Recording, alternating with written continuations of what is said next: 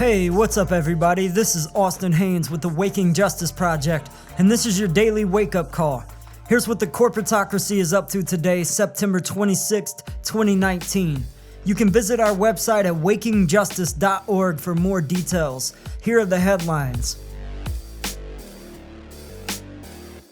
House Speaker Nancy Pelosi just announced that the Democrats are starting a narrow impeachment inquiry into President Trump's dealings with Ukrainian President Volodymyr Zelensky.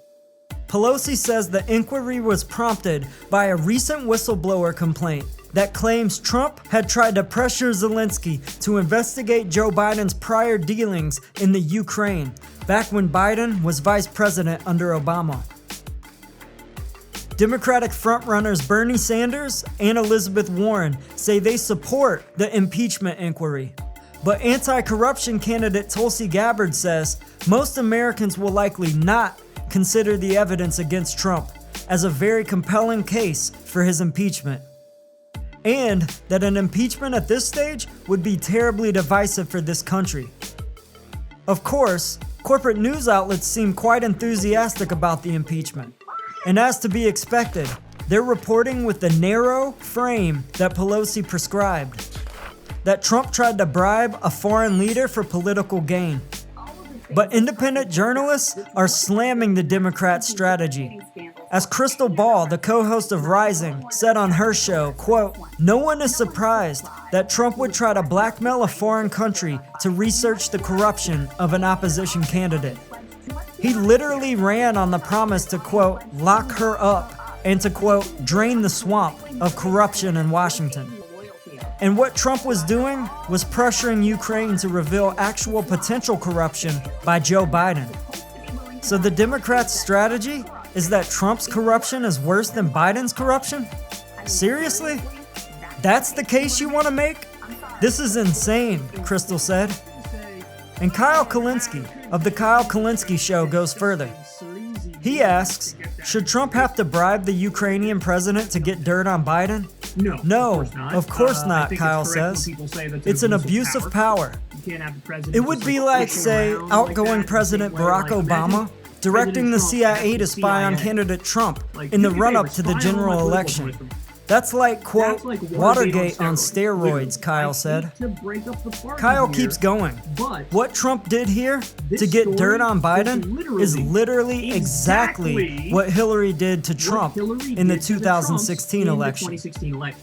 As Politico reported back in 2017, a consultant for the Democratic National Committee had met with the top Ukraine officials at their embassy in Washington. Politico investigated. And what they found was that the Hillary campaign was working behind the scenes with a foreign government to get dirt on a political opponent. See the double standard, Kyle asks? Kyle goes further still. Just last month, Politico did their own research on the Bidens. And guess what, Kyle asks? The Bidens are corrupt. Politico cites 8 different incidences of corruption linked to Joe Biden. When Joe Biden was the vice president under Obama, his son, Hunter, was getting paid $50,000 per month to sit on the board of a Ukrainian energy company. The company was being investigated by Ukraine's state prosecutor. Joe Biden told the Ukrainian president that if you don't fire the state prosecutor, you won't get the $1 billion in annual aid that the U.S. was offering. You're not fired, you're not getting the money. And there's more. When Joe Biden was overseeing the reconstruction of Iraq after the U.S. invasion, the vice president's brother, James Biden, scored a $1 billion construction deal there. So Biden's corruption is not a non-story, Kyle adds. It's similar to the Clinton Foundation's corruption that Trump used to clobber her on the head with during their election. He didn't give a shit when Hillary did it. Lee Camp and Eleanor Goldfield agree. And in their weekly podcast, Common Censored, they get to the bottom of it. It's like a fucked up layer of cake, Eleanor says. It reveals all the layers of corruption. And Lee adds, but the Dems don't seem to realize how this impeachment is revealing how the whole corrupt system works. It's outing all of it, including the bloody overthrow of Ukraine's democratically elected president, Viktor Yanukovych, in 2014, which was orchestrated by the Obama-Biden administration. Here's a brief timeline of the coup. In 2011, Jared Cohen of the US State Department worked with Eric Schmidt of Google to plan popular movements online to overthrow both Yanukovych in Ukraine and Assad in Syria.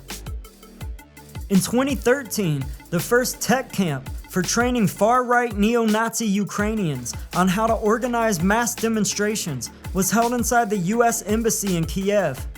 And later in 2013, Senator John McCain visits Ukraine and publicly endorses the demonstrations. In mid-February 2014, snipers massacred over 100 Ukrainian civilians in a false flag operation that was blamed on President Yanukovych. Multiple resources conclude that the operation was planned and orchestrated by the CIA and the Obama-Biden administration. And by the end of February 2014, an interim government led by neo-Nazi Arseniy Yatsenyuk and handpicked by the US was quickly installed. As Lee Camp says, the Trump impeachment is revealing how this whole corrupt system works. It's outing all of it. The energy sector and big oil, big defense and the CIA, Google, big tech and the State Department, big media, big politics, and the political elites who sell us out to the corporatocracy for their own personal enrichment. It is beyond delusional to think that we can ever vote such corrupt and moneyed elites out of power. The only real power we have in this corrupt plutocracy is mass organized boycott. If you want to learn how all of us in the work of global justice can join together in strategic boycott and force this corporatocracy to the people's bargaining table to end all of this oppression, warmongering, and corruption, and to save our planet, please visit our website at wakingjustice.org. Check out our About page and listen to our first podcast. We're running out of time. Join us. Peace. You must be involved in the struggle for freedom and justice. If it's about love, if it's about Justice is waking, justice is rising. Justice is waking, justice is rising. If it's about Justice is waking, justice is rising. And it ain't just us, it's all of us. Justice is waking, justice is rising. And it ain't just us, it's all of us. if it's about May every soul unite, tend the fire and let all coals relight. I'm a citizen of the world and we fight for the rights of everybody to live a truly free life. Red or yellow, black or white, left or right, gay or straight, human or animal, all life. Cause what matters is what is in common. If you know it, stand tall and keep dropping the knowledge. Justice is waking, justice is rising, and it ain't just us, it's all of us. if it's about love.